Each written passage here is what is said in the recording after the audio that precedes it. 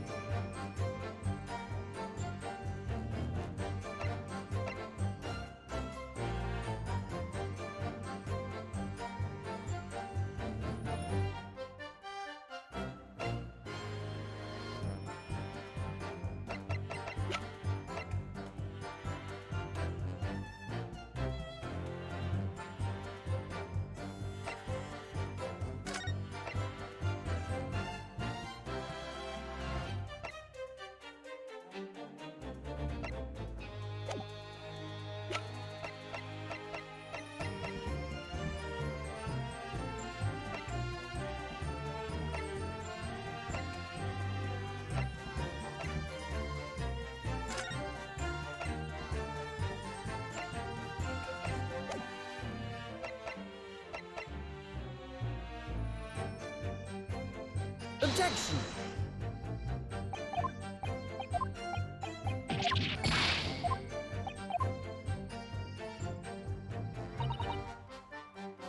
Hold it!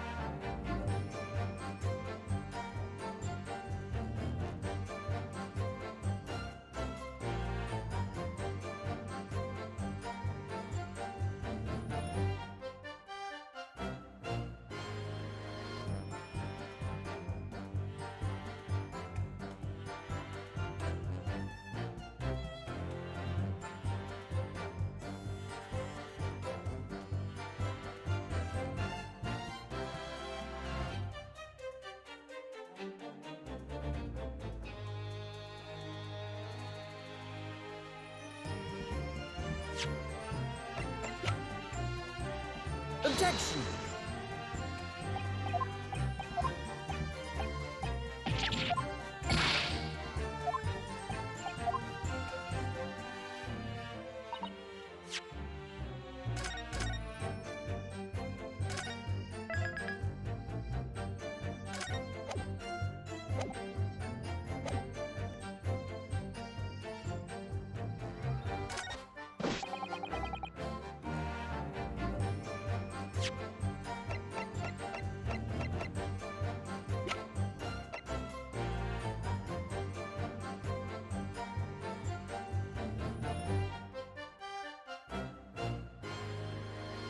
Objection!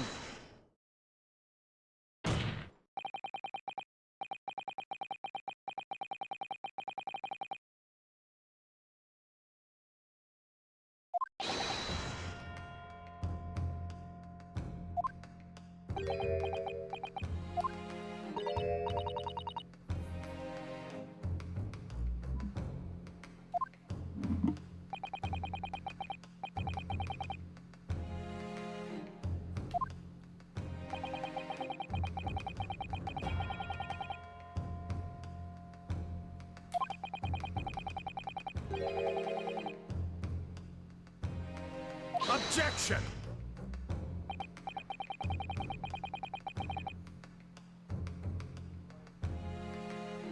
Wow.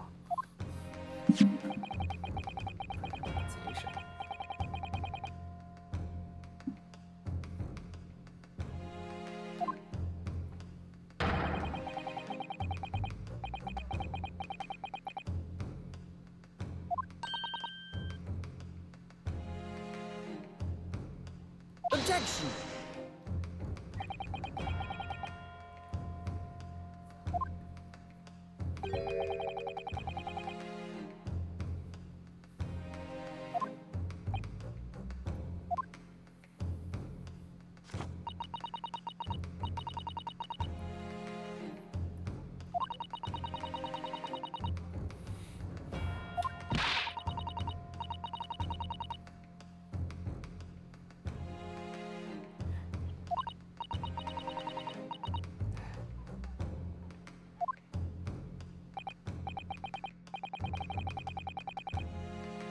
Okay, we're talking about here.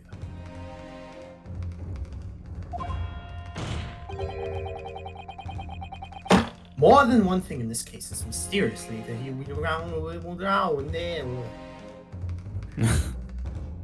Wow. Yes, you are suffering from the strokes as I am.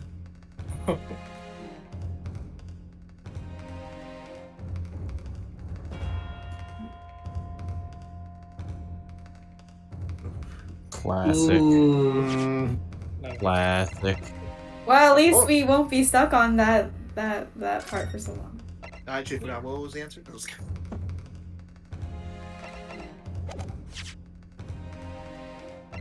I took Google text to speech it. Most of it was just us trying to figure it out anyways, whatever. Capable. We go through many times the part, it's fine. We can talk later. What are you talking about? Think about it. Besides Mrs. Beats' bouquet, there's Mr. Garrodeb's book. Mr. Garrodeb's copy of The Lion's Pride, which was thrown out of the window by his wife, would have struck the pane of the casement window and landed here, on the there of the street. And yet, it was actually found here, on the opposite side of the road in victim's hand. Meanwhile, according to the testimony we've heard, Mrs. Beats' bouquet should have been dropped here at the scene of the crime on the east day of the street. But in fact, it was actually found here, on the opposite side of the road in front of Mr. and Mrs. Garrodeb's house. There's no logical explanation for those things. Unless somebody.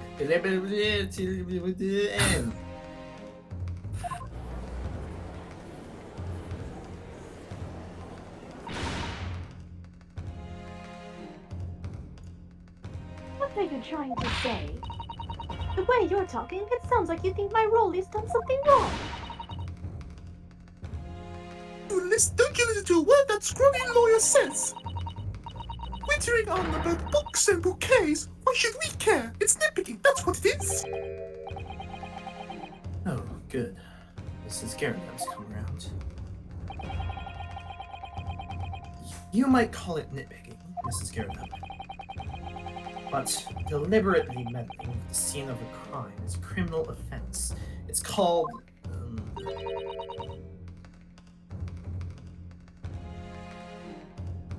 Comparing, Mr. Naruhodo. But the person responsible for this tampering cannot admit to it. For a very subtle but compelling Objection! Objection. Tampering. You've barely heard the term before. Tell us, my learned friend, who would possibly have had cause to carry out such an elaborate deception? Yes, there is someone who tampered with the scene of the crime that evening. All of the evidence and all of the testimony points to that on a particular Prisooon. Counsel, I must demand that you start speaking proper English. Who I'm saying is responsible for tampering with the scene of the crime. Knew it! Herlock. He's done it before, he'll do it again. True. She's not dead. Yeah, she's not dead. I'm not dead! Just stabbed. Oh, shut up, you'll be stone cold dead in a second. It was Felix just I'm not dead! wanting Ryunosuke to lose. Obviously, there's only one person it could have been. Constable Rolly Beat, it was you. What? A policeman! A member of Scotland Yard! Nonsense. Why would my Rolly do something like that? There's no one straighter than my husband, lol. No Bobby works more tirelessly for the people of London. Mrs. Beat, you said in your testimony that your husband asked you to go to a nearby police box to fetch the officer on duty. The 15 minutes that you were absent from the scene was the only opportunity anyone had to tamper with it. You're making it up. It's all nonsense. It's all lies. What about that Japanese man with the whiskers? I bet it was him. He did it. Objection! Objection! If that was true, Constable Beats would have seen him do it. Oh. And forgive me for pointing out, but when you dropped your bouquet, Mrs. Beats, it was after the defendant had fled the scene. Well, Objection! Objection! First, you make accusations about the landlord and his wife, and now you incriminate a policeman as well. But your accusations lack one very important thing. Evidence. You claim the crime scene was tampered with. But there is only one reason anyone would commit such a reckless crime. It is something! he's right. He's right. But my husband and I just happened to be there. That's all. So why would we have anything to hide? It doesn't make sense. You've offered no motive for this alleged tampering. Until you do, your accusations are nothing but empty threats.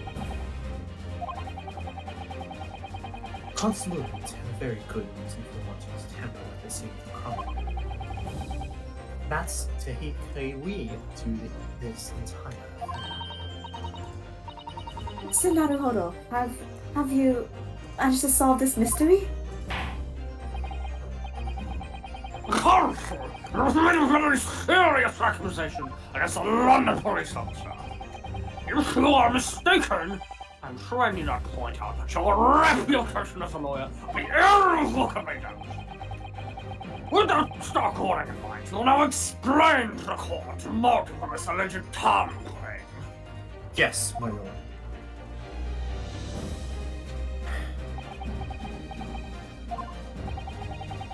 Constable Beats' motive for tampering with the crime scene was to hide.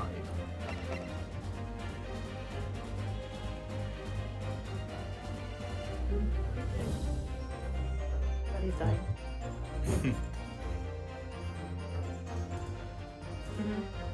I'm safe. No, I believe in myself. I'm supremely arrogant.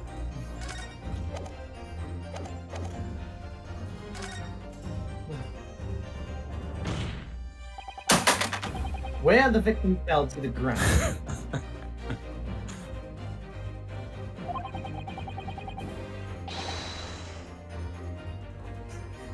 That is what this body had to cover up at all costs. What? Where the victim fell? You mean... We're supposed to mispronounce this, right? Yes. If you want to. Oh god, too many brain cells to activate. You mean where she hell was a takidie? What are you talking about? That's English. I'm a perfect English-speaking woman. Didn't you understand that? What are you talking about? We told you at the very start, didn't we? On the pavement of Briar Road. We saw it happen, remember? It was right here, as if anyone didn't already know. That's certainly what everybody has been led to believe. But in fact, that isn't where the victim was stabbed at all. What? I would do that longer if only Discord could not fistfight me. I'm beginning to wonder where this tumultuous trial ends counts. If that's your assertion, then the court is dying to know, my Nipponese friend. Oh, darn. Where are you proposing that the crime actually took place that evening? Take that! Take that! What? On the opposite side of the road. I don't understand. On the evening in question, Mr. Gyarados fell directly down from the open window of the bar, and your bouquet speech never moved at all. What did move was Tirsinia with Creamy herself. Good gracious! I mean, what even was that?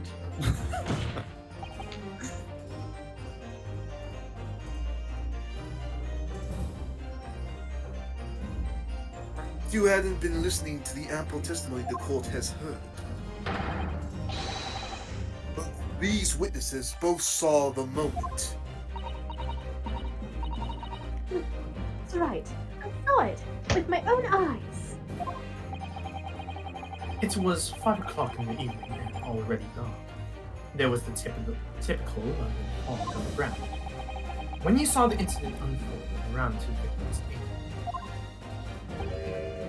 that was actually on a Wisty day of Briar Road. No, that's not true. It can't have been. Constable Beats then arranged for you to be absent for a while by sending you word. And during the 15 minutes you were away, he transplanted the crimes. He moved all the things shown in this print. The victim herself, 4 books. He moved everything, in fact, to the pavement onto the city of Briar Road. Extraordinary! But Constable Obello quit one thing. What did he overlook?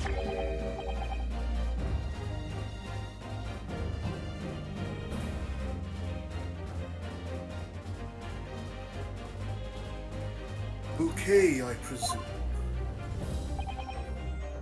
Exactly. Execution told the court just a few minutes ago about the discovery of the rose bouquet. Lord Van Zeek said it wasn't noticed until the morning as it lay where the street lamps cast no light. Yes, it couldn't be seen in the dark, obviously. Which is why it was only okay. That was found in its original position on the pavement on the there was the sea there of Briar Room.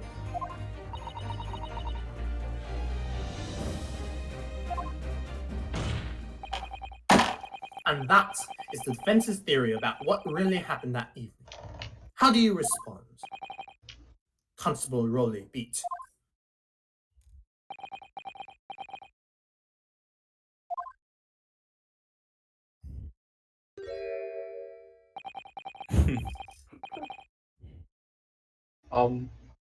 Well, I'm very sorry. I didn't mean to nod off again, but I haven't slept properly in a month. Mood. Fucking hell, dude. Did I miss anything important? Oh, Rowley. It isn't true, is it? But that law you said is all lies, isn't it? Kira. I know it is, because you're the most upstanding, righteous man I know.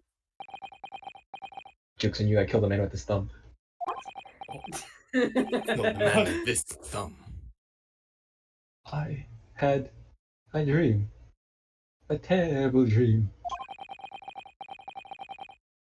All the things, that I did that night. Everything come out. Everything exposed. Only it seems it wasn't a dream at all.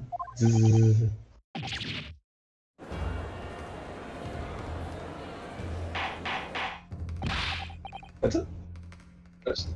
Start? Okay. Order! Order! What is this meaning of all this? Rowley, why? Why would you do something like this? I'm still smiling though, no problem, you know. Oh god, and it froze. Oh god, no. I must screenshot this. This is the funniest expression, holy crap. There it is. It's still frozen for me. Me as well. But she looks really stoned. Not frozen It's for quite me. funny. Here, wait. A picture.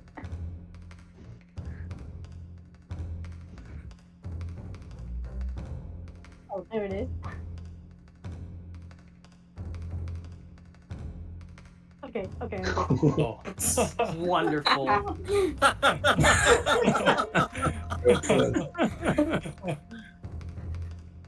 I mean, it's a voice, Where is but I it? can grab it. Oh. Yeah, but I'm frozen. Everything else is frozen. It's beautiful. Moving of corpses is a criminal offense, isn't it?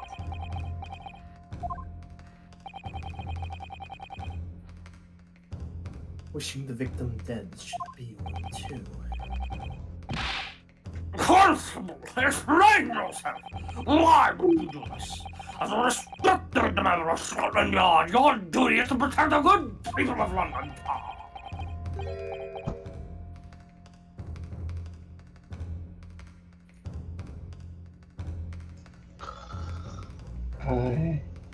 I can't say. Sa. What? I really am ever so sorry about all this. For damaging the Yard's reputation. For everything.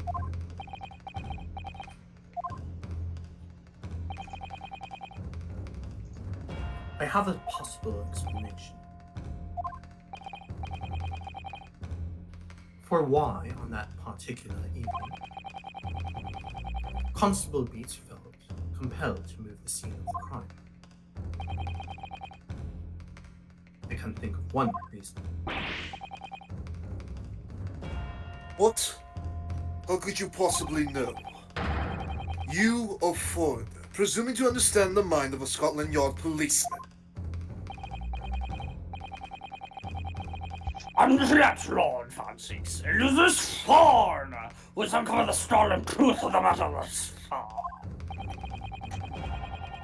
Now I believe it would be beneficial to the court to hear this extraordinary long lawyer sermon. Counsel for the defense, this shall pray. Yes, my lord. Now, I think you'd better show us some evidence.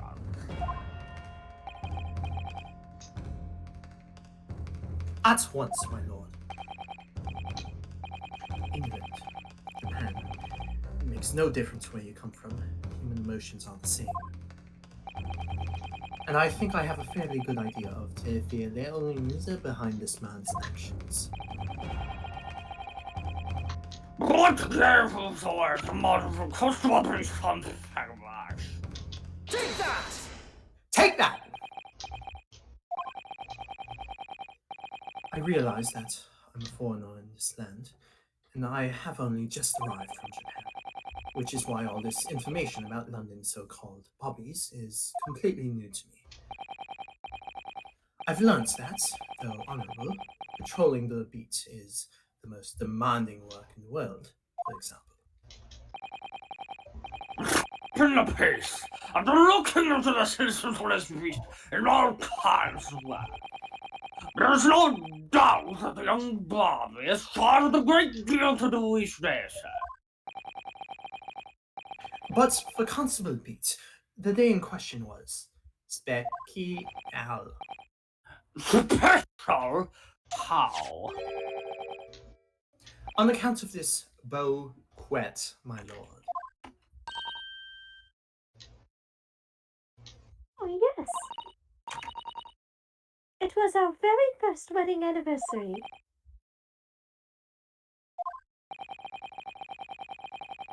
Constable Beat had worked so hard to be able to afford this simple gift for his wife, and was so looking forward to taking her out for a celebratory meal. When he and Mrs. Beat stumbled upon the crime along Briar Road.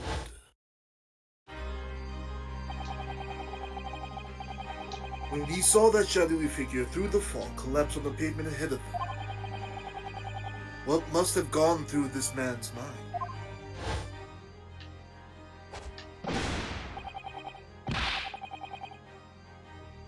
But just on that one particular day, I was looking forward to celebrating my wedding anniversary.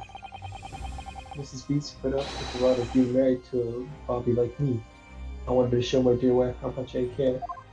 Oh, that's cute.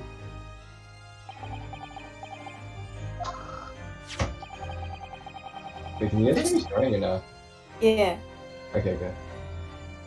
This is the warrant card that Constable Beat offered to lend to me earlier. Inside, among the rules for patrolling policemen, it says, when a crime is discovered on his beat, a policeman must assist with initial investigations and help teams. Constable Beat. Is that or is that not the reason why you moved the whole scene of the crime? Yes. Everything you said. It's alright. So that's it. It was all to do with the Banre of your Beat.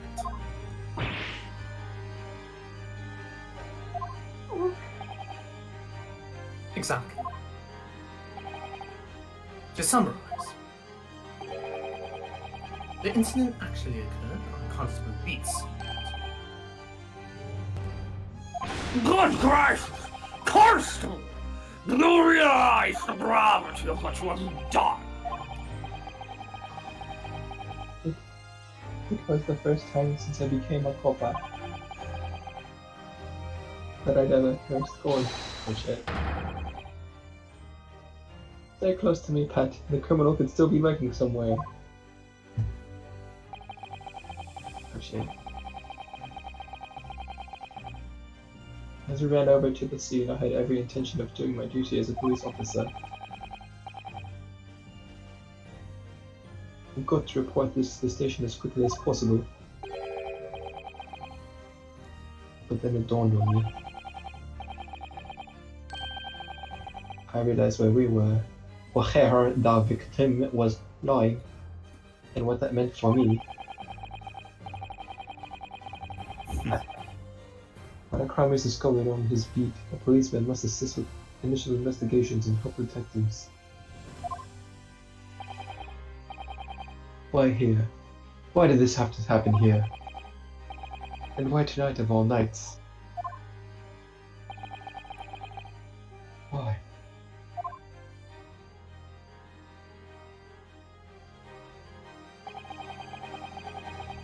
It's a copper's job to guard the scene of the crime, so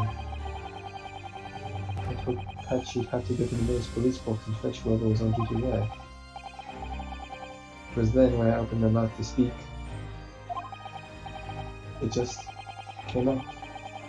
I couldn't believe the words that were coming out of my own mouth.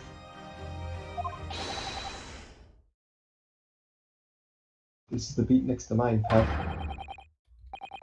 Should I have to go to the police box that covers it? Turn right along Meerschaum? What? Meerschaum Street, then.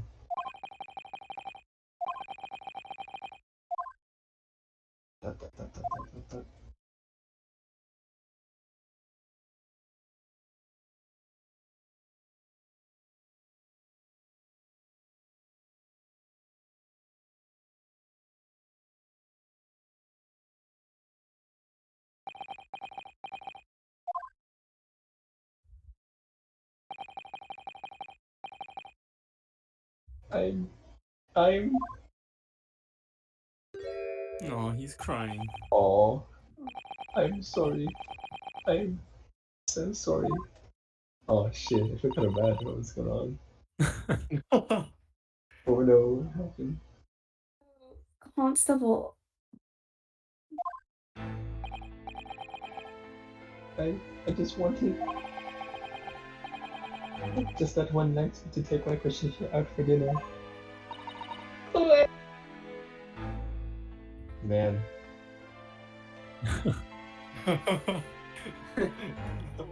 Died. Hard to put the crying hands emoji. Yeah, Ah! that's that one. So that one night...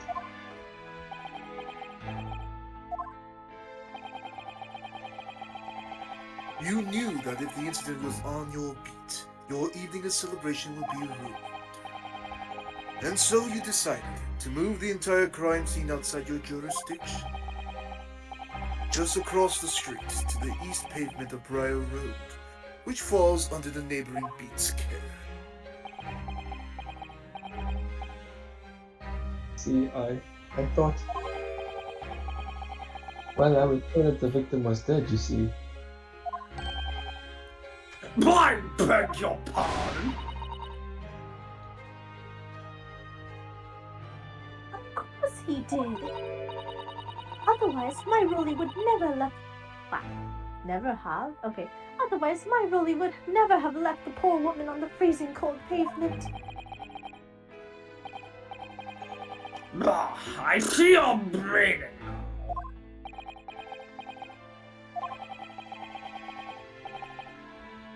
But God got me back from my sins, didn't he? That's why. That's why I missed the rose I bought with her. No, Rowan. That was all my fault. I should never have dropped it in such a dark place. I'm so sorry, Rolly.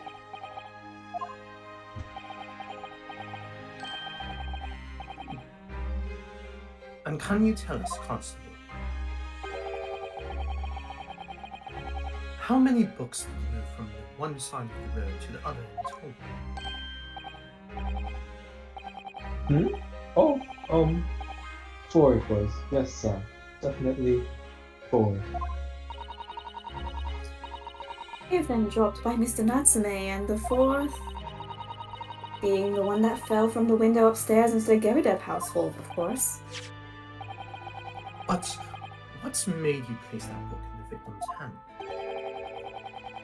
When all the others were scattered haphazardly around, I mean. Oh, well, sir. That's because that's how I found it. You found it. What do you mean? When we first ran over to the scene, the victim was already holding the book. So, when I moved everything, I made sure it was still in her hand. You're sure it was this book, The Lion's Pride, that the victim was holding? Oh, yes, sir. No doubt about it, sir. Interesting.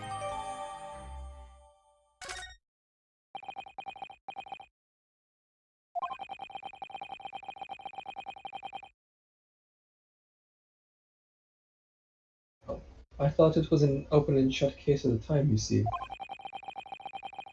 There were only the 2 people at the scene, and Pat and me both saw it happen. However which way you looked at it, it had to be the fellow who ran off who'd done it, I thought.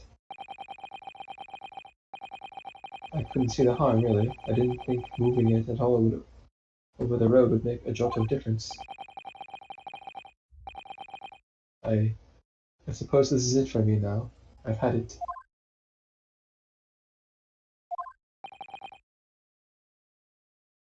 My lord,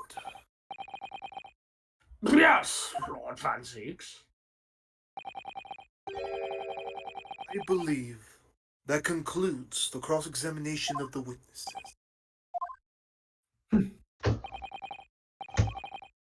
Constable, you may withdraw. Yes, sir.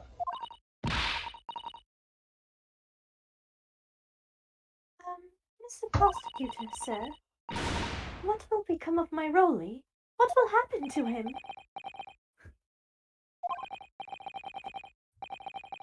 Well, now you're free to go home. The police will contact you in due course. Please, don't punish my husband. This was all my fault. It's because I'm always moaning at him for coming home late. Crazy. Leave it now, Pat. Let's go home. I'm tired.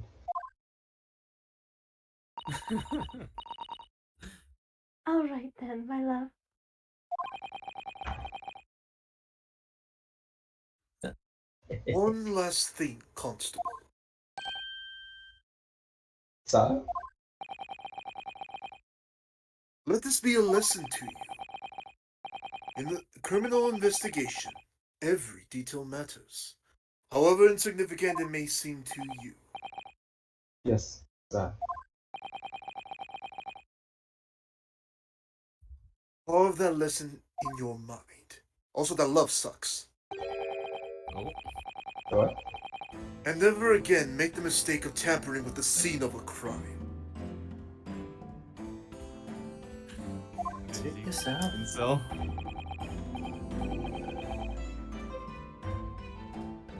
Ah, never again, sir? You mean to say?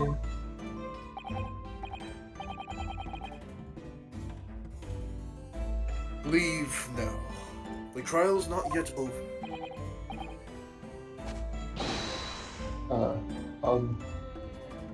Sir! Is there a heart in this man? Find out next time. We'll see. Well, quite a startling revelation, I must say. Whoever thought of a third party transplanting the entire scene of a crime like that? Indeed, my lord.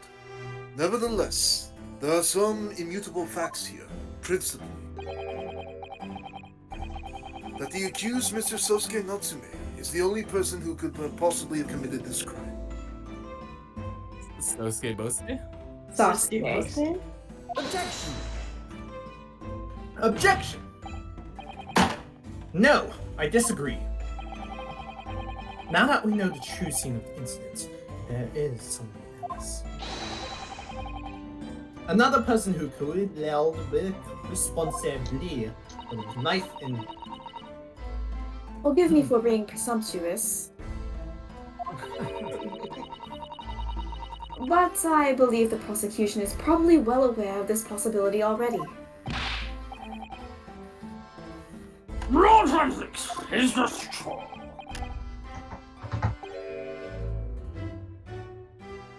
Very well. Name the person if you will, and a further investigation is warranted. Prosecution has no objection to the trial continuing. You nameless other person who could have perpetrated the crime. Huh. Yes. Take that! Take that! The defense would once again like to request cross-examination of a new witness. Once again? My assistant made the same request earlier. In order to finally reveal the truth about this case, it's imperative that we cross-examine juror number 4, Mrs. Joan Garrideb. Me? Oh dear! Objection! Objection!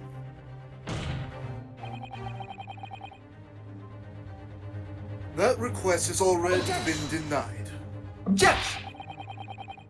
But the situation is very different now. Mrs. Garrideb, answer me this. Now, you little toad! At the time of the incident, you were engaged in a violent argument with your husband, Mr. John Garrideb. In the course of the argument, a minor house fire was ignited, and to clear the smoke from the room, your husband opened a window that looks out over Bryan Road. Well, You threw this book at your husband when he was cornered with his back against the window. Upon striking the pane of the open top-hinged casement window, the book plummeted directly down, finding its way to what we now know to be the true scene of the incident. and as I said, what of it? During the argument, you were beside yourself with rage. As such, you threw not just books, but anything you could lay your hands on. So, let me ask you one more time, Mrs. Garrideb. This knife, the one removed from the victim's back, have you really never laid eyes on it before? Oh.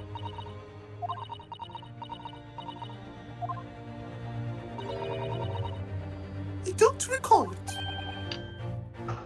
Seriously? Supposed to remember everything I picked up and threw at my husband? And anyway, the man over there and all the regalia said members of the jury testified, didn't he? Convenient. Objection! Objection. No. I have no recollection of saying that at all, juror number 4. Oh. Oh! Make no mistake, you jurors are not special in any way. You are not immune to the judicial process. If you know something about this knife, madam, let the truth come out. But that's just a common garden knife. It could have come from anywhere. We have someone like that at home. If one went missing, how would you expect me to know?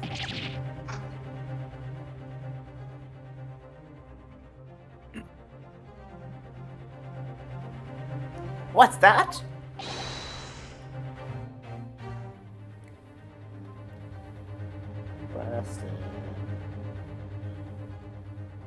Preston's deafened. Preston. Oh, I see he has taken off the deafening. Good Are you morning, Preston. joking? What are you saying? Please, Mrs. Scarab. Emily, it's me! I refuse to believe all this nonsense! I couldn't bear the thought that I'd injured someone! Do you hear? I couldn't bear it! The poor woman. So, yes, I want evidence! I want to see hard evidence if you're going to insist on this being my fault! You're going to have to prove to me that I threw that knife, if that's what you think! Come along now, chop chop! Be your worst! Well, Well, Mr. Naruhodo? if I had evidence like that, believe me, I would have thrown it at her.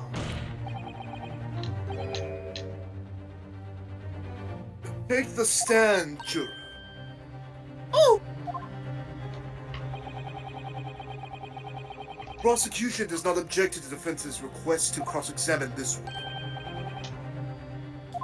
Thank you. I'm going to have to testify? Jordan, as I'm sure you will appreciate and observed with your own eyes, witness testimony can lead to the most extraordinary truth being unearthed. Truths of the witnesses themselves may not even have been aware. Oh, dearie me.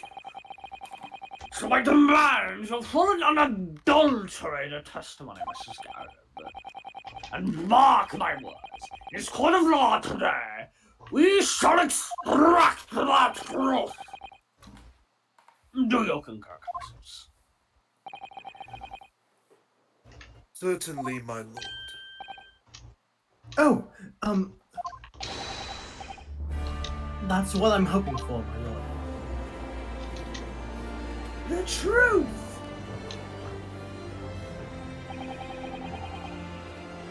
This is such a strange feeling. For the first time since arriving in this country, it actually feels real.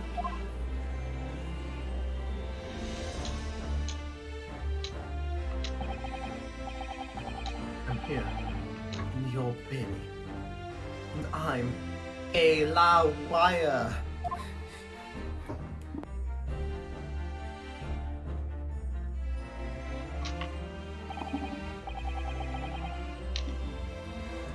Witness, state your name and occupation. Oh, yes, my name is Joan Gerideb. Well, I'm a juror, and such like. It sounds like even she doesn't know she's a housewife or a whatever. The court has decided what testimony is required in order to clarify matters, you say. Do you understand? Yes, my lord.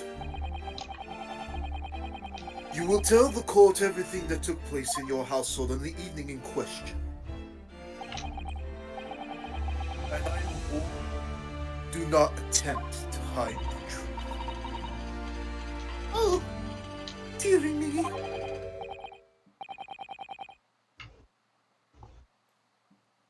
Or I guess it is. Oh. Chin up, Joni. Nothing to worry about. No. Oh, I didn't know you were here, John.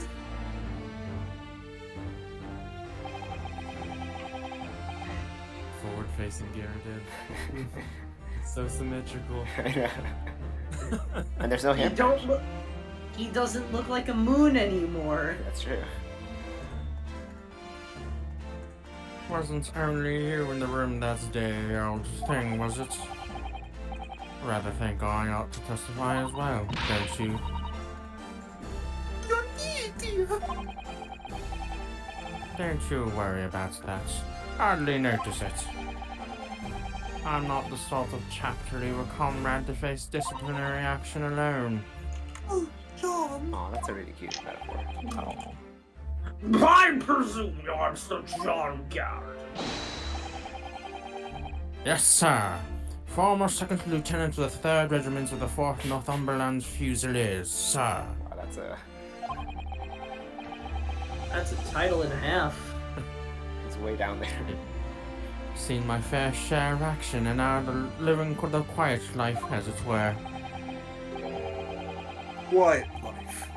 Were you not engaged in an incendiary battle with your spouse on the day in question? Ah, well, yes. Quite.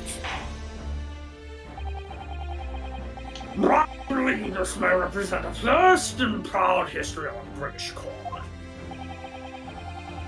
Calling a juror to the witness stand is unprecedented.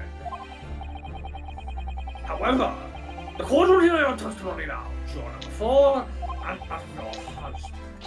You will recount clearly and concisely Nova's home at the time of the incident in question.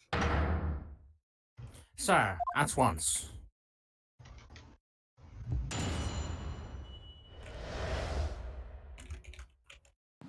The Battle of Gyarados. Yes, on the day you're referring to, the wife and I did have a bit of a skirmish. Can't recall the reason now. Knocked a candlestick over and set fire to the carpet. Soon had it out though, and got the window open. While I was picking up whatever I could find to throw at him. Plenty of knives around our place. Can't say I'd noticed if 1 or 2 went missing, I'm afraid.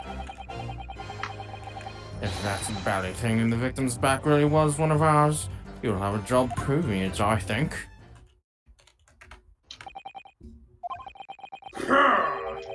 It sounds as though it was Crete the Betray failed in your household this evening. Although, an entirely unassisted assault, it seems. The enemy caught us on the hop, sir. Had no choice but to dig in and take defensive measures. To be honest, if the enemy had kept shelling us for another minute, we'd have been toast. Of course, a veteran such as myself is only too aware that on every battlefield, you're just a gnat's whisker from death at any moment. Are we still talking about a marital quarrel here?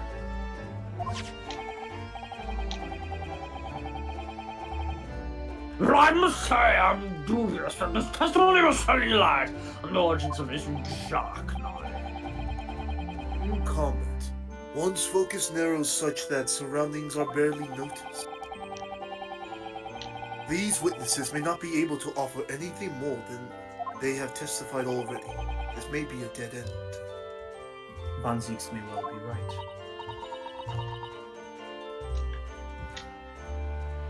Well, whatever the chances, we only have this last cross-examination to uncover the truth there, Mr. Naruhodo. Yes, I'm afraid so.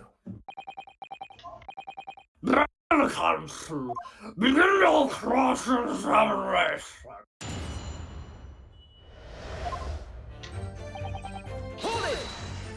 Hold it! The reason is what you told us yesterday.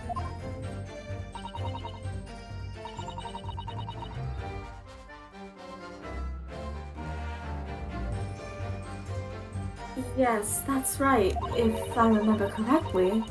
It all started because of a noti that was tucked into the pages of a book belonging to Mr. Garrigan.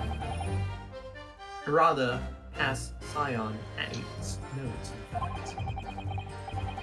But Mrs. Garrigan found the note discovering her husband's vit-tele secret. And she gave him a mighty number of slapsu across the face for it too. Yeah, I was trying to see if you could actually find a way not to. Yeah, I was like, Slapes. Slappies. Slapes. What a sword it's back in the fair. Who on Women. I say, when a chap says he can't recall such things, it's common decency not to drag us all up. And besides, half of it was wide of the mark anyway.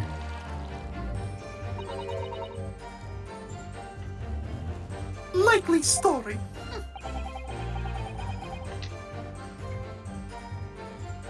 These waters run very What inspired next after these multiple blows to the face? Hold it! And the fire also spread to some items of furniture in it. The bookcase, my armchair, anything of mine really. Just so happens there was some bathwater around that evening, so I sloshed that about to put it out. A most precarious situation Posh to solve. Ours is a 3-story townhouse on the... Why is 3? Townhouse on the west side of the streets where the water main isn't connected yet. It's British, that's why. True. Have to draw water from a public water pump during the day if you need any, you see. Kids are always moaning that they can't get any water at night. Although, that little mustached Japanese man buys water in bottles, I believe. The defendants, Mr. Nyatsume. Yes, he receives a stipend for his studies, you know, from his home country. Can you imagine being able to brew a pot of tea at all hours? He's obviously very well off. You actually seen the state of the man. I believe he uses all of his income to buy books. Well, anyway, the point is I was able to douse the fire with water, fortunately enough. Hold it! Even though the room was on fire. As far as I was concerned at the time, it was more important to extinguish my anger than the flames. When a woman wants to throw, she must throw. That is most certainly not true for Susata's takedown, Mr. Naruhodo. How did she know I was thinking that? So, please cast your mind back and right to it. Was a knife among the items that influenced your husband? Oh, don't recall. But I feel I must point out that I'm no monster. Let me see. Some bread, a cabbage, garlic, a towel, and a sponge, a napkin. Excuse me! Excuse me. Do you have something to add, sir?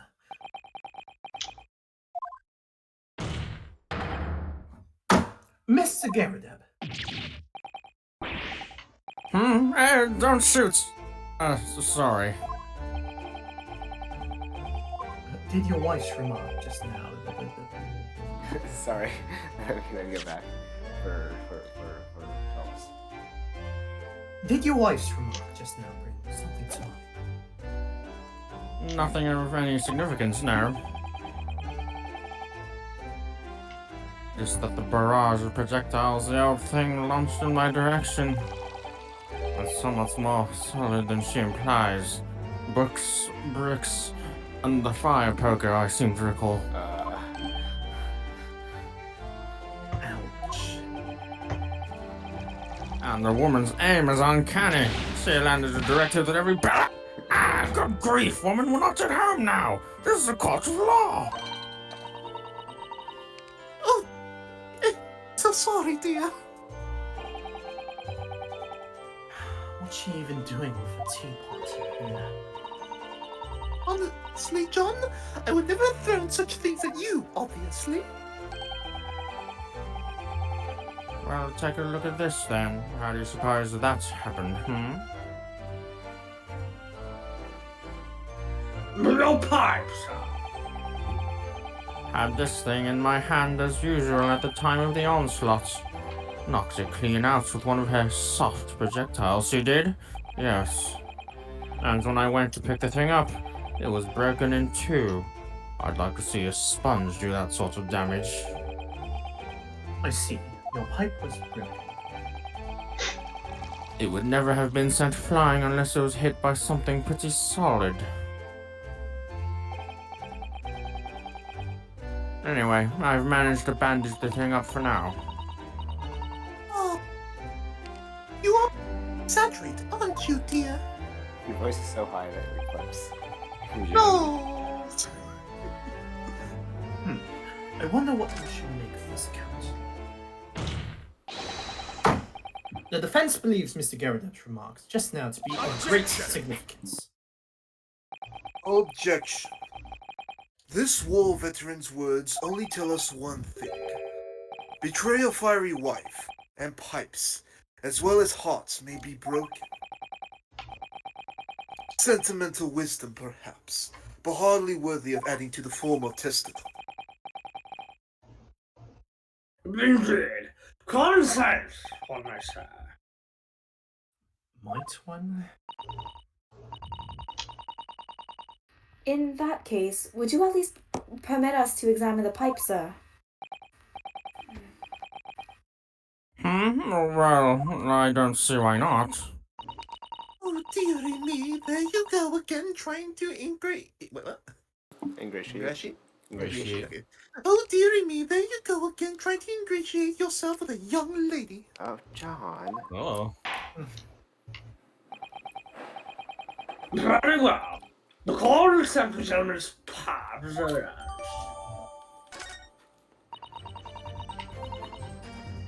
I hope I didn't speak out of turn, Mr. Naruhodo. I was just feeling rather disappointed for you that your request was turned down. Oh, no, it's fine. Mr. Susantos, we have some new evidence here. We should examine it carefully.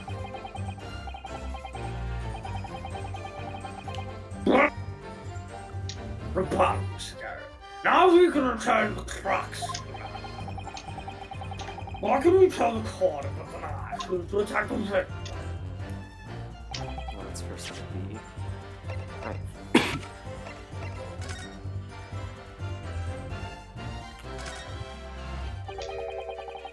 It looks to be in a sorry state with that bandage around it, doesn't it?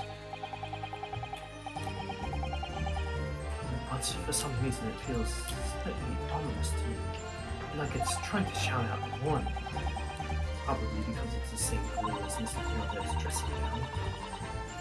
I suppose it must have considerable sentimental value to Mr. Garrideb, given that he's gone to the trouble of repairing it like this. Either that or he can't afford to replace it. Oh, what's this? Oh, what? Oh, something just twinkling inside the chamber of the pipe. Yes, I saw it. Something stuck in there, I think. Let's turn it over and give it a shake. But what's this? It's tiny thread made of metal. It looks like the tip of a bloody or something. The tip of a blade. Surely it couldn't be. Oh, guess what else we can look at? Well, we haven't. Yeah, very well. Let's take a look at this jackknife. Oh. It's missing a teeth! Oh, interesting. Bloody! It's a little patty. Oh, look here, Mr. Naruhodo, just at the tip. A small piece of the blade seems to be missing. Wait, part of it's missing. You could find a better way to do that. Commit. Icing. M-I-S-I-N-G. M-I-S-S-I-N-G. I could be wrong, but I've just got a feeling. You remember this? Ah, that's the tiny fragment of metal we found in City, Mr. Gary Debbie's Pipey. Yes, and just me. Oh my, it's a perfect fit. Somehow I just That's mighty interesting. Hold! Sorry, would you care to elaborate? Nothing to say, really. Rather partial to a spot of carving, you see. Pipes and whatnot, fishing tackle, you know the sort of thing. You we both share. I like to carve little wooden trinkets too. And then there's my leather work. Sorry to say, we're always losing knives about the place, and we have dozens of the things. Sell them at the market sometimes, 20 for the price of 19. Needless to say, I snap them up. Wow, what a steal. John prefers to use 2 knives and at meal times too, instead of a knife and a fork. What? What? Huh. You really want that? Oh. Now, Jen, we don't want people thinking I'm some kind of savage. Here we go again with the scoldings. Why are they being so evasive? That's like scoldings, but not scoldings. I imagine it's because they don't want to believe it. They can't bear the thought that it might have been one of their knives that injured the victim. Which is entirely understandable, of course. But still. One would your testimony witnesses? Sir.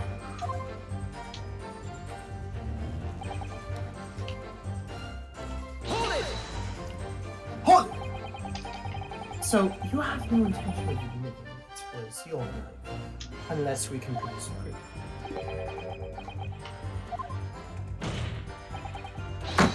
Even though there is no other credible possibility of Mr. Nyatsume is innocent. Objection. You forget, my Nipponese friend. There has yet to be established that the accused is not responsible for the attack. As if I could forget. If only there was some way to know who had handled the knife. I suppose wizardry, that's just the truth. Perhaps you're thinking of finger printing, Mr. Naruhodo. What? You mean it's not a dream? That sort of wizardry really exists. Whenever people touch anything, they leave behind a unique pattern from their skin. Or so they say. Well, I can't see anything. There are already countries in the world where these so-called fingerprints can be used as evidence. Lord Strongheart is currently discussing the matter at the Ministry of Justice. Yes, I believe we are rapidly approaching an hour. Scientific matters fast from here. But for now, we shall have to find an alternative method of proving our assertion. That this knife found in the victim's back was originally in Mr. and Mrs. Garadeb's house. If only I could transplant this whole incident to several years in the future. That's the extent of their testimony, isn't it?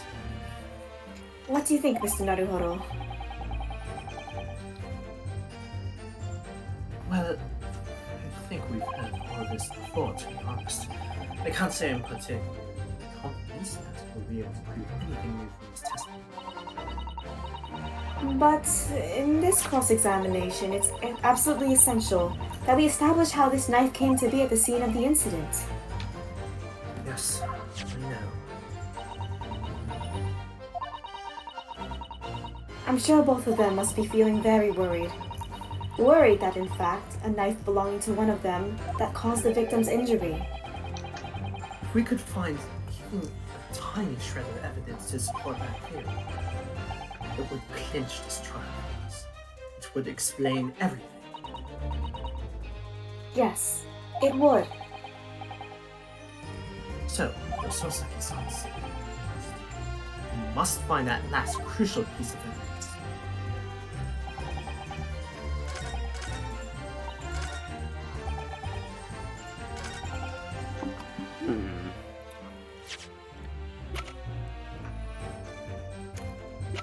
Either work.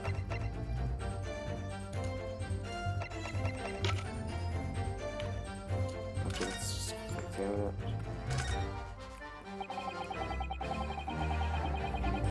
This is the tiny piece of metal that Mr. Garrett's pipe. And what a stroke of luck that is. Perfect. Brilliant. Jack? It's extraordinary, isn't it? And fills me with a sense of awe. It's surely proof that miracles really can happen. Yes, a more miraculous proof I couldn't ask for. Objection! Objection! Mr. Garrett, can I ask you to take a good look at this? You can ask, but I can't see a bally thing. You can't? You used to call me Dead-Eye Dead back in the regiment, of course, but that was some time ago now. Even when I'm trying to enjoy a large printed book by the something, I struggle to tell B from a different pun, to be honest. Oh, he does. Dearie me, it's rather wearing being asked about every other letter and every other word. You must be very busy.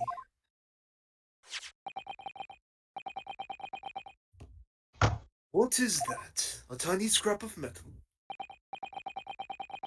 Yes, almost certainly from the tip of a blade. And what may appear at first to be just a tiny scrap is in fact a crucial piece of evidence. Interesting. And where did the defense come by this evidence? It was lodged in the chamber of Mr. Garrett's pipe. My pipe, you say? By Jove, I wonder how that got there. And what precisely does this fragment of metal signify, Carlos?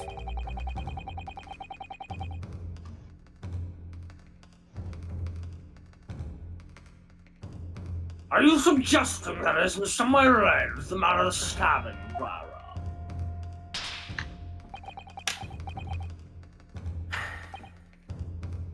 I am. What?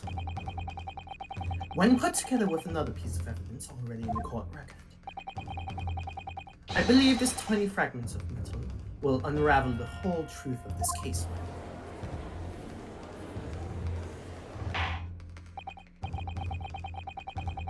But you appear rather confident as a strong statement, Carlos. Very well, then. Present the pertinent evidence to the court. What evidence, when paired with this time of metal, allegedly reveals the truth of the sound? Take that! This is the knife that was found in the victim's back. If you look closely, you will see that there is a small piece at the tip of the blade that is missing. Common issue with the inferior blades sold at unsavory street markets. Criminals who use them regularly leave the tips lodged in their victims' bones. And what of this particular? No doubt its tip has suffered a similar fate, now languishing somewhere near the spine of the victim. Objection! Objection! No, that's not the case. The tip of this particular knife's blade is the very fragment of metal we discovered in the chamber of Mr. Garrett's pipe.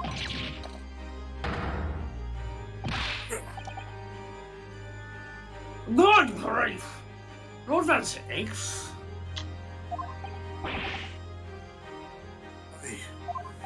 I don't believe it. The knife from the crime scene and this fragment of metal are perfect match. Good. Golly gosh! Order! Order! Is this some sort of Eastern sorcerer? This is no magic, my lord. This is a miracle. A miracle? So, Von Zieks hasn't figured it out. Come! As bright as the star meant plans Yes, my lord. The crucial point we have to ask ourselves here is why again did the fragment of metal find its way inside Mr. Gyarados' pipe? Something that was clarified for us in the most recent witness testimony. Had this thing in my hand as usual. At the time of the knocked it clean out with one of his soft projectiles, he did, yes. Or it'd never have been sent flying unless it was hit by something pretty solid. The cheek physics. Oh, dearie me. During the arguments between these two that occurred just as the victim was on the floor, Mrs. Gyarados flung this knife at her husband. However, the knife missed Mr. Gyarados, instead striking the pipe in his hand at the time. Was the tip tube off, of course. Good lord! Yes, and that is when the tiny tube found its way inside Mr. Gyarados' pipe. The chances of that are 1,000,000 to 1. And yes, there's no other credible explanation for how the tip of the blade ended up in the pipe. Then, after using its tip, the knife ricocheted off the pipe and flew out of the He-O-Pan in the Ah. In short, this knife, which the L from the window of the Gyarados' house, is the very same knife that struck the victim in the middle of the back on the streets below. Oh, gosh, oh dear. Objection! She's on a box! Objection!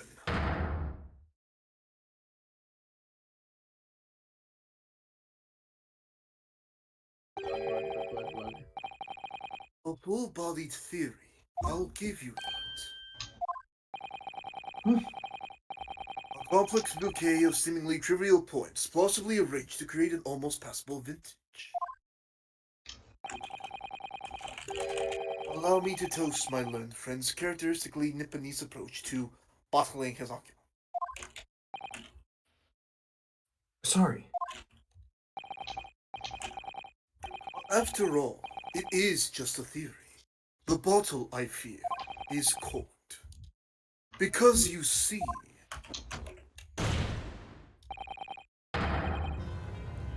it's split by an insurmountable inconsistency. An insurmountable... What? Lord Von Zieks, explain yourself! What is this inconsistency I cannot nullify? An inconsistency of the simplest nature, my lord. The victim was found with a knife planted in the middle of her back. Yes, in her... Ah! What? You little man. Now, don't, old thing. What are you getting so excited for? About? Let us consider the basic facts of the case once more.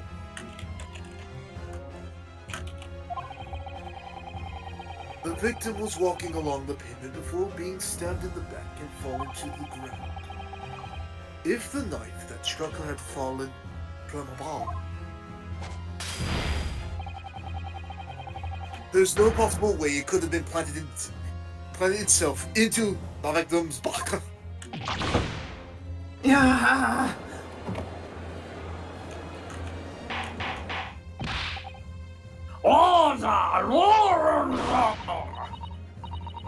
Right, you see? That's exactly right. If the knife had fallen on her from above, it would have struck her on the top of her head.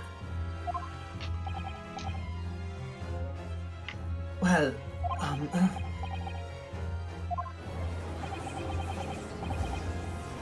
He's lost for words, look!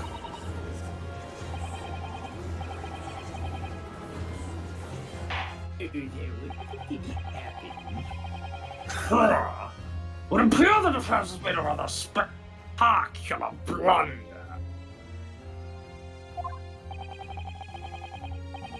If a theory has even one inconsistency, it cannot stand.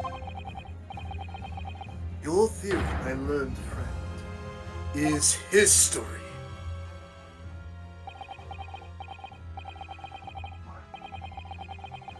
we were so close.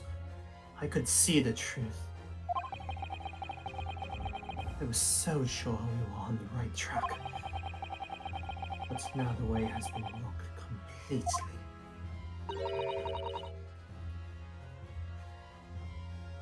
Or is this it? Or, in other words, we simply need to eliminate that one inconsistency and the theory will stand. Miss Susato! You mustn't worry, Mr. Naruhodo. You were just caught off guard, that's all, and your mind went blank. But if the path you were on is indeed correct, then a way will present itself. The key to this is in the court record, I'm sure. All the information you need is there. Seems you have nothing to say, my Nepalese friend. Well, your silence speaks volumes. A tacit acceptance that your theory is fatally flawed. Objection! Objection!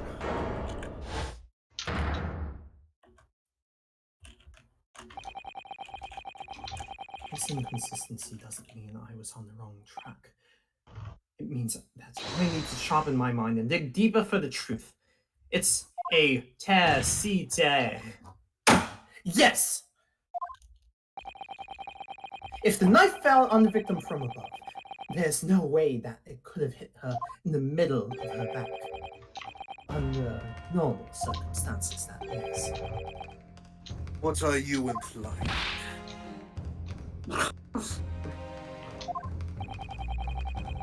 There is a piece of evidence in the court record that can explain this inconsistency. That can explain how the knife that fell from above could have pierced to the victim's back. We already have the answer. This. That's a madness. Surely this must be the last time. Counsel, is that the evidence of which you speak? This is the last inconsistency. The final piece in the puzzle. If I can successfully make sense of this, the truth will be laid bare at last. The evidence that explains how the falling knife became lodged in the victim's back is...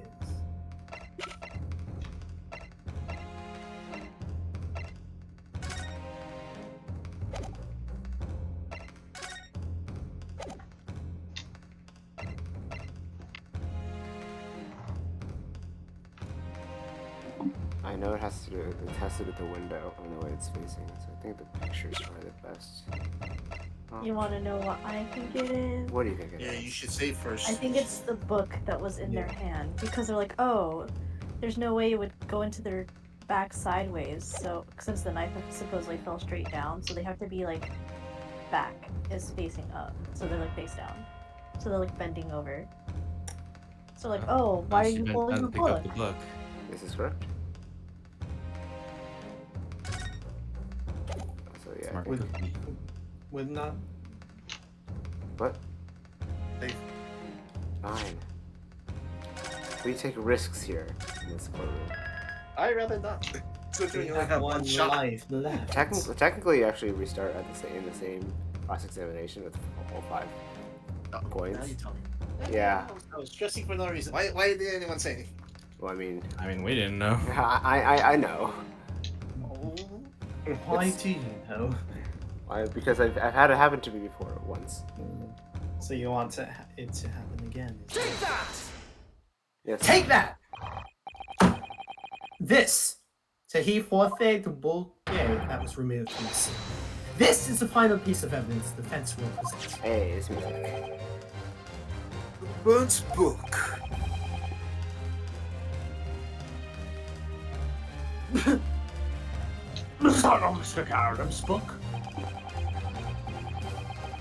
Yes, and to understand its significance, we have to consider how it came out to there at the scene of the crime.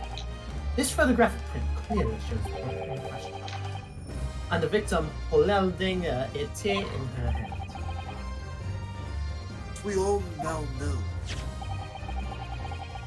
it was the police constable that put the book behind her finger like that. Well, quite so. As part of his wholesome transplanting crimes into the other side of the realm. That's true. However, as part of his testimony, Constable Beats made an extremely enlightening statement on that point. But what made you place that book in the victim's hand?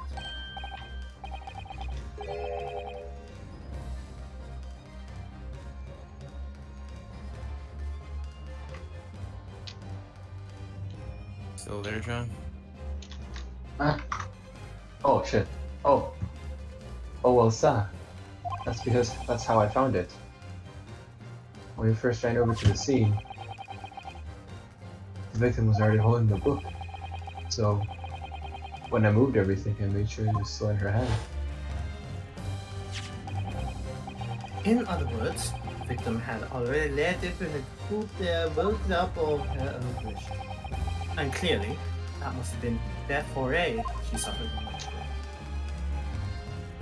from. I should say so. But being attacked with a knife, I don't imagine she'd have done much of anything. So the question becomes, why did the victim have that book in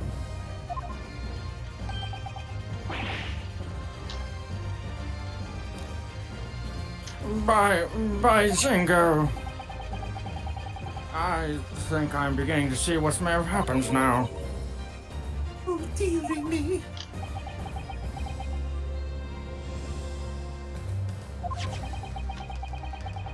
We know that the book fell from the top floor of the Gary Dip household onto the pavement below. At precisely the moment that the victim was walking past. Yes, and exactly that moment. A young woman was walking along the street in the light when all of a sudden, a book fell right in front of her. Book that I threw. Yes, Mrs. Gant. What do you think the woman did? What would you do if you were walking and suddenly a book landed in front of you on the pavement? I really can't imagine it, but I suppose she might have reached down and picked the book up. Yes, that is exactly what the woman in France did. She picked their book again.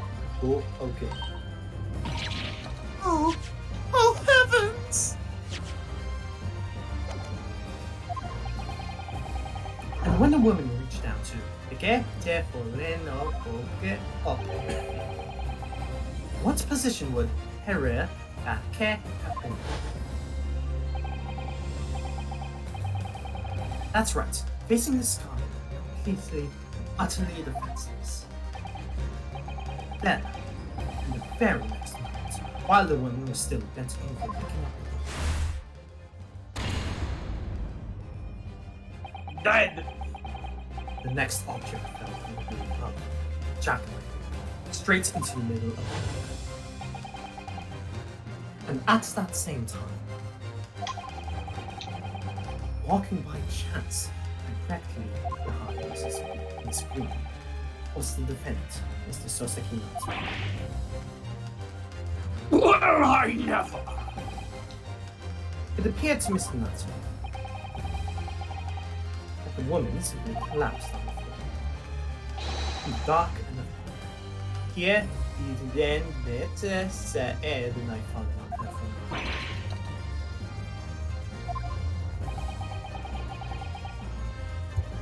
And from the other direction, the constable and his wife saw no one but the victim and her apparent attack. So, Tierney Veeries, a real culprit, run from the scene of the fact. Excuse me? No, this was nothing more than a series of unlikely events that culminated in an unfortunate accident. And that is the real truth behind this case.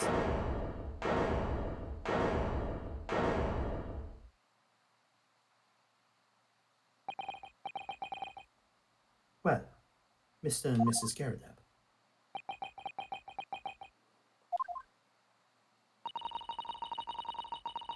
The very first time you showed me that knife, I had my suspicion. I wondered if perhaps it might have been something like that. There, old bean.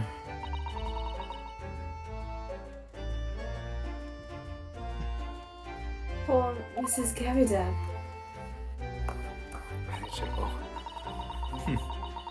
I never meant for anything of the sort to happen, but it was all my fault, wasn't it?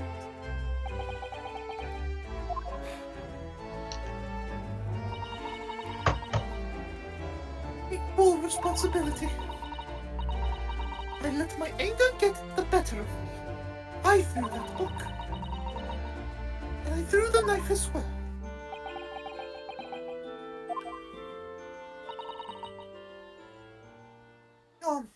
Dear. It's all right. I know. I'm ever so sorry. Truly. I'm sorry! Oh!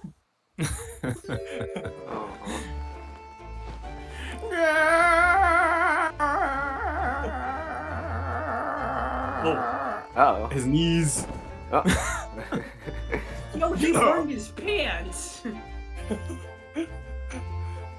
Aw, that's adorable. Wow. Lord Francis, what news of Mrs. Garadab? He's been taken to the infirmary. It would appear that today's events had left her in an especially flustered state. However, I believe she will recover in due course. There's no cause for concern.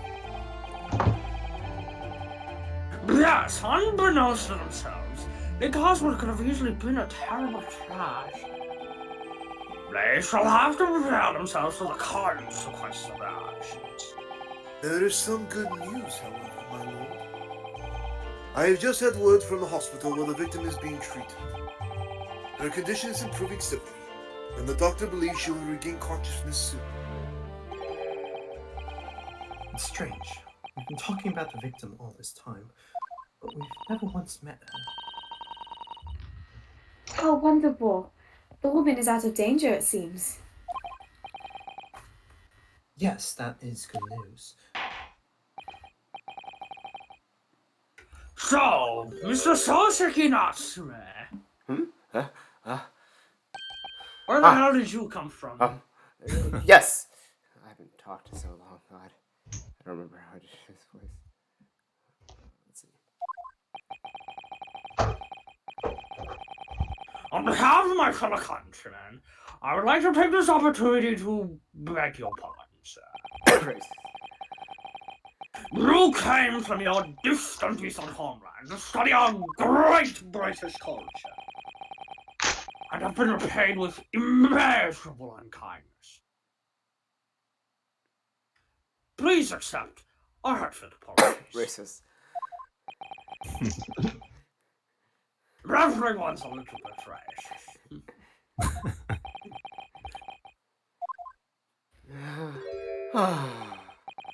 No, it is me who should be begging your pardon. Oh, no, Miss Nyatsume. That evening, when the young woman just collapsed on the pavement before my eyes, I jumped to the wrong conclusion again, in my confusion. What conclusion, sir? I was sure that the woman was dead. Yes, Constable Beat said the same thing, didn't he? He thought she had been killed too. I suppose she must have looked completely lifeless. It's been about a year since I arrived in Great Britain now, but I still can't get used to life here. I can't relax. I'm sure there are evil spirits lurking in the fog, like they're haunting me. Oh, Soseki-san. His imagination really has got the better of him. Yes, poor man. Good night, John. So when it happened, I thought the young woman had been taken by the fog spirits. I should never have dropped my books like that and run away. I should have called for help! Or a doctor! For the police!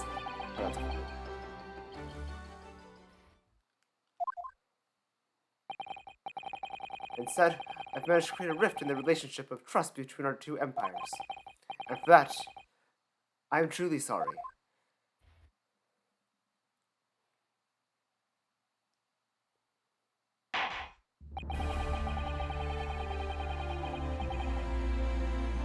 One could indeed say that some sort of mischievous spirit has been at work here, I think. One that created a chain of unforced understanding. You will be fooled by a spirit and of false conclusions. But thanks to Lord Van Zeeks and our young lawyer Euphrates, a chain has been broken and the spirit exorcised. I heartily commend you. Oh!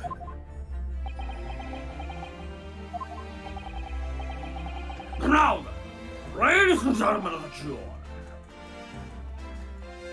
Yes, my lord. In concluding this trial, I must ask one last time for your decisions regarding the defendant's culpability. Are you willing to present your findings to the court?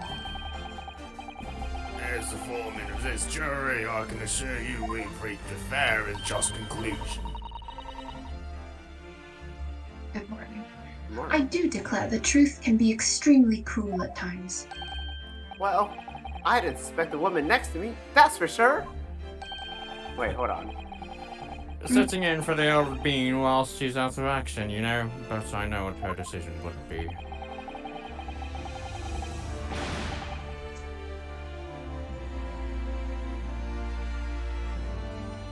Oh, does this mean you'll finally be able to get out of here and start work? But it's about time. Oh, his voice came back. I say, I'll have a corker of a story to tell the grandchildren when I get old, won't I? Very well, ladies and gentlemen of the jury, I hereby demand your final cell. Mr. Foreman. Not guilty. Not guilty. Not guilty. Not guilty. Not guilty. Not guilty.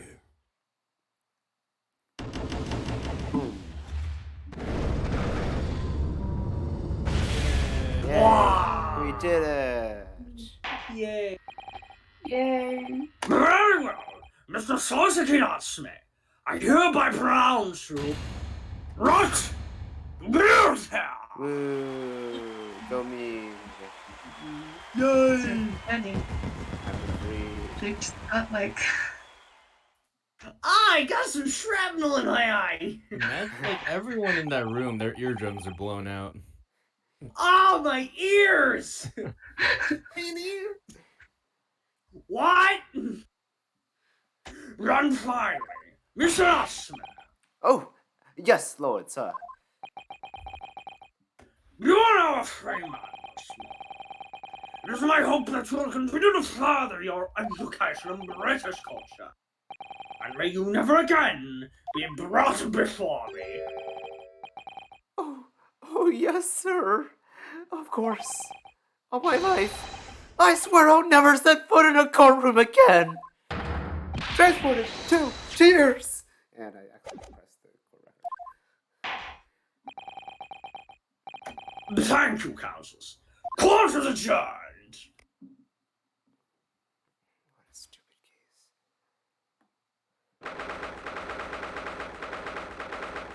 case. 20th February, 3:17 p.m. The Old Bailey defendants antechamber. Oh, Locum! Wait, you mean me? Of course! Is there another Locum here? Is there even one? Compared to the original Locum student, Mr. Naruhodo Esquire, your name has become rather short, hasn't it? What's wrong with using my name? Oh, at last! I'm free! I'm free! Joyful, joyous, jubilant, jubilation! Hey, party, happiness, hurrah! Oh, I am pleased. Mr. Nyatsume is delighted. Will it be so hard just to say? Locum, you did it! You saved me from the brink! Well, what happened to the poor woman was in no way your fault after all.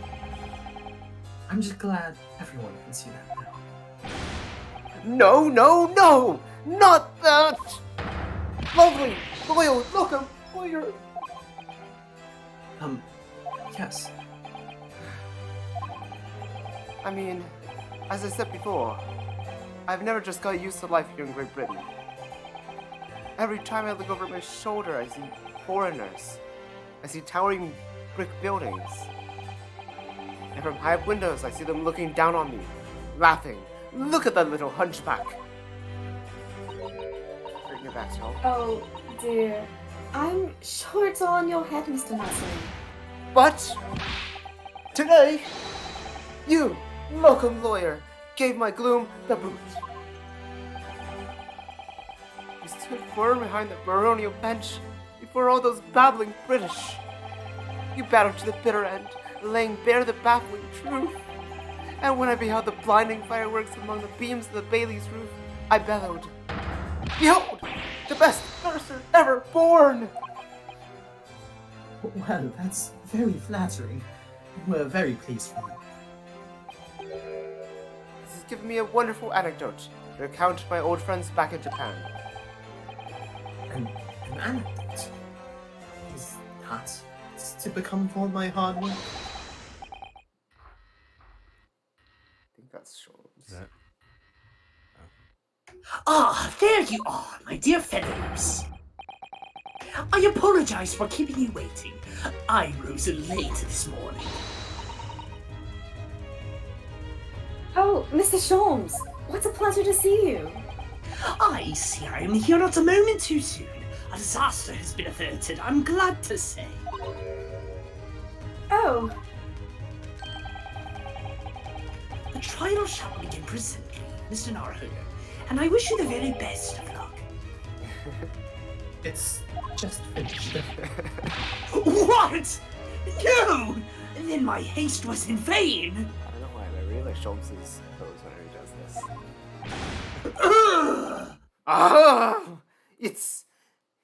It's you! Herlock Sholmes! Oh, have we met, sir? This is Mr. Nyatsume, the man you had arrested, Mr. Sholmes. Ah, I see. I failed to recognize you at first. our previous encounters have taken place in the gloom, either of your bleak lodgings or that prison cell. I simply couldn't place that curious face in the light. Charming. This is all your fault. Hemlock Sholmes! You're the reason I had to go through this terrible ordeal. I'm going to give you a piece of my mind. It's charging Kamehameha. Oh, my apologies, sir, but I assure you, I have placed you on. You're the fellow who abandoned that poor young lady and ran off, are you not? What the fuck?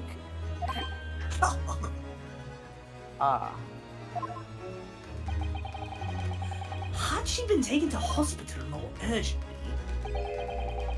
I feel perhaps she would have regained consciousness by now. Oh.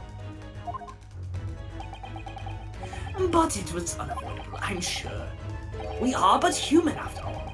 Anyone would have been shaken by such an experience.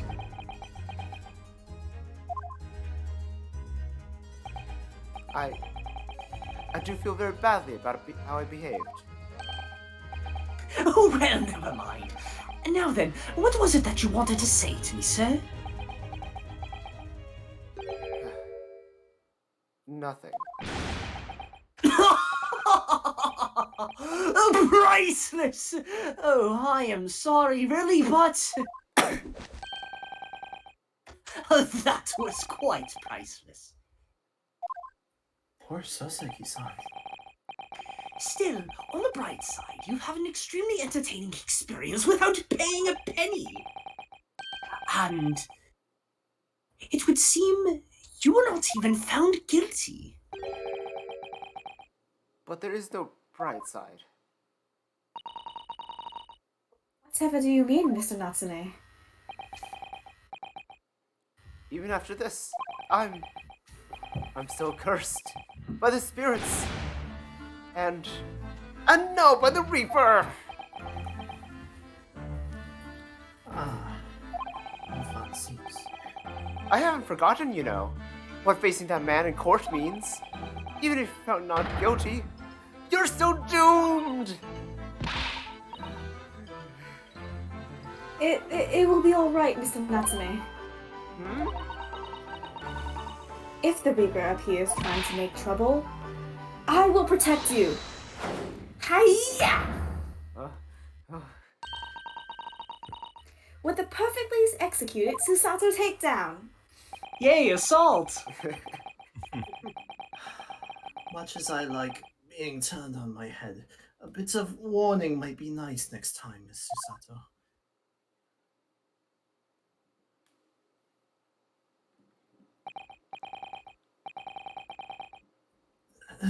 So, Miss Natsume, what do you intend to do now? You mentioned something about recounting your experiences to your friends back in Japan.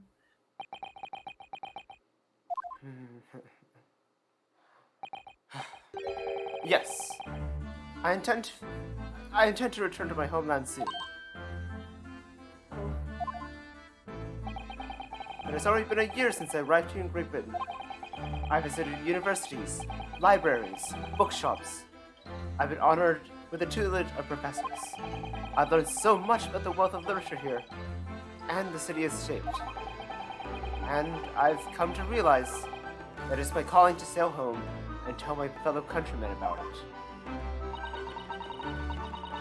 That's very touching, Mr. Natsume.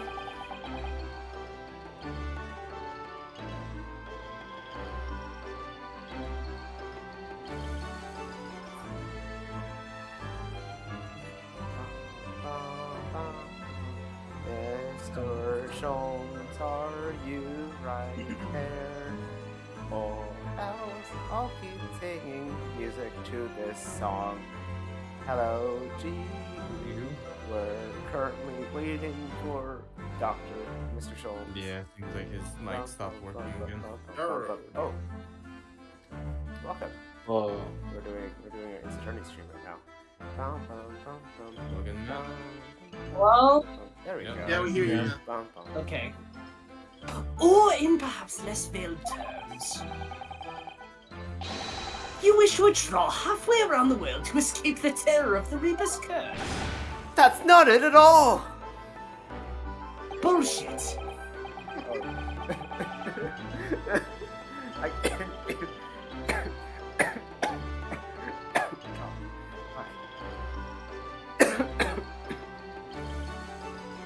The more I learn of literature, the more this strange feeling claws at my insides. I feel compelled to return to my roots and attempt to pen a work of my own.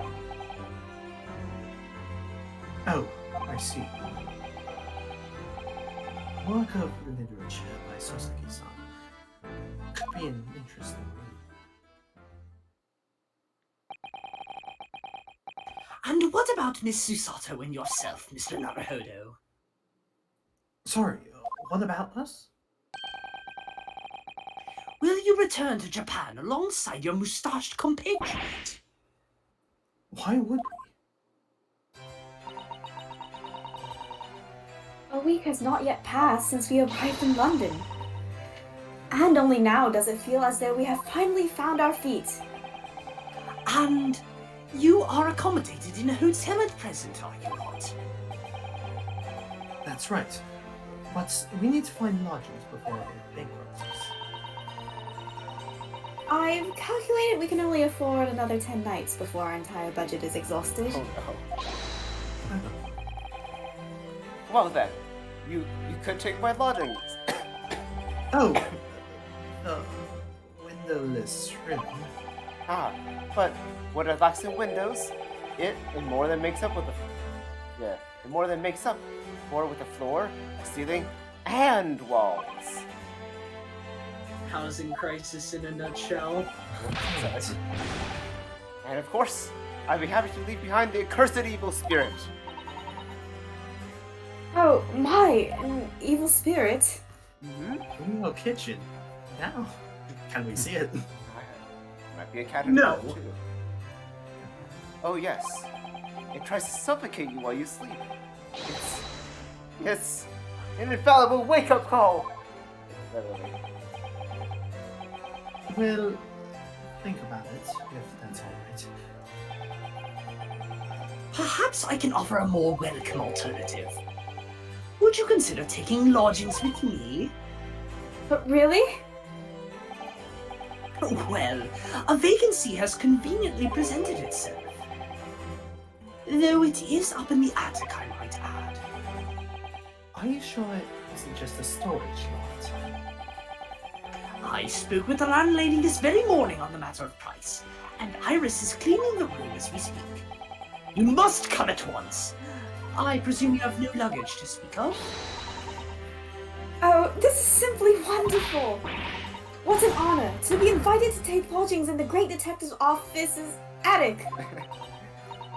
I'm too overcome for words. So, suggesting we look elsewhere is out. Then it's settled. Iris will prepare a welcome dinner this evening. And you must come too, Mr. Nyatsume. I insist. I don't know what to say. But thank you. And yes. Wonderful. Then I'll go and complete the paperwork for your formal release, Mr. Nyatsume. It shan't take long. Somebody's happy.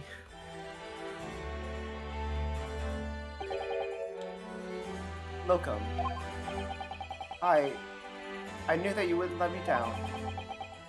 I'm truly delighted to have you here in London. Likewise, Mr. Natsume. It's been a privilege meeting you too. It's a shame that we're going to have to say goodbye so soon. Well, I've come to realize that I belong in Japan. But, Locum, we'll meet again one day. Yes, I'm sure. And hopefully by then, we'll be successful. Hopefully by then, I'll be a successful author. Yes, I can read your thoughts. Everyone can. Well, my dear fellow, our carriage appears to have arrived.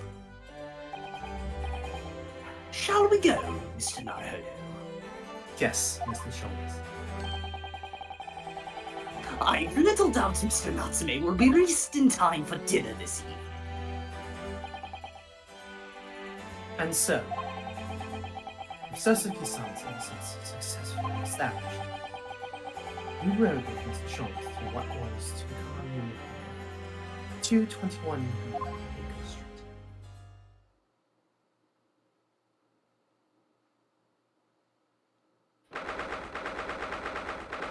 20th February, 4:41 p.m. The attic room. Hey, it's got a stove, oven, thing, magic. Window. So this is to be our new office, yes. our office. And the shovel. I rather like the sound of that. Me too. It's simply wonderful, isn't it?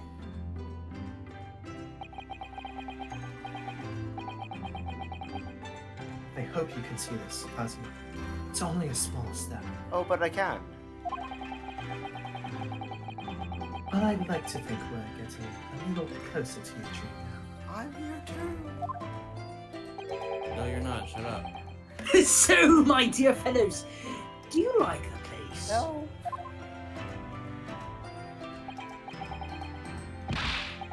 Ah, Mr. Sholmes. Yes, thank you so much. It's a delightful room, Mr. Sholmes. I simply adore it. Good. I'm pleased to hear it. Iris and I are delighted to welcome. Oh, we don't have no. Cindy's not here anymore. Oh no. Sad. Does somebody want to take Iris or Val? Hey, GQ, what's your take on voicing 10-year-old British girls? That sounds a lot weirder than I said.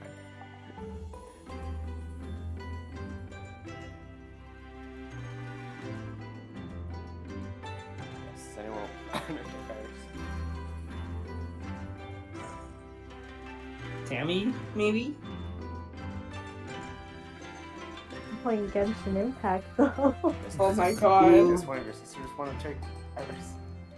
Wow, Wesley, do you want to voice a 10-year-old British inventor girl genius? Gonna make her a chain smoker. Yeah, just okay.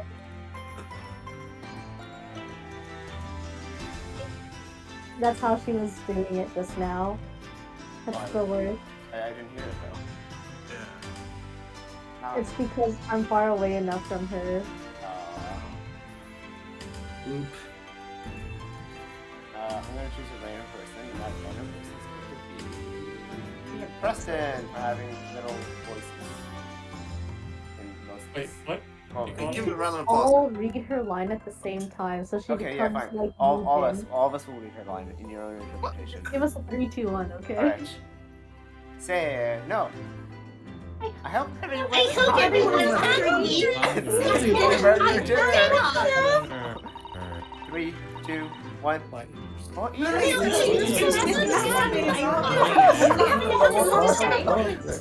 so hard to... Iris, you must let me help you. Say no. Oh, nice. We're helping Iris swim. Splendid. I'll produce Sato for just like going with it. So, Mr. Naruhodo, how does it feel to have your own office in the capital? It's very exciting, actually. I can't help wondering what adventures await us. Those were precisely my sentiments when I first established my office at these premises. Until I discovered the dark truth about the city of London, that is. Sorry? London is a glorious place, full of wonder, opportunity, prosperity, and mirth. But the brightest of lights casts the darkest of shadows. cellos. What do you mean? Well, I believe you're aware of the murkiness that lies behind London's facade already. So once again, Mr. Naruhodo,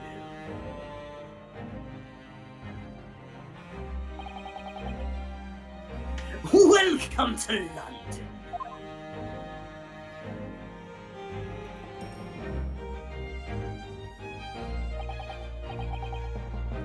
Of course, at the time, I had no idea of the significance of those words Mrs. Shaw so casually spoke. But it wasn't long before I turned to lift the facade and see the true depth of the murk that lay behind it.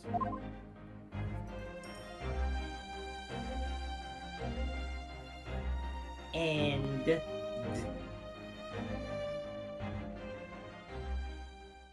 show me your true form. That case 4 is complete.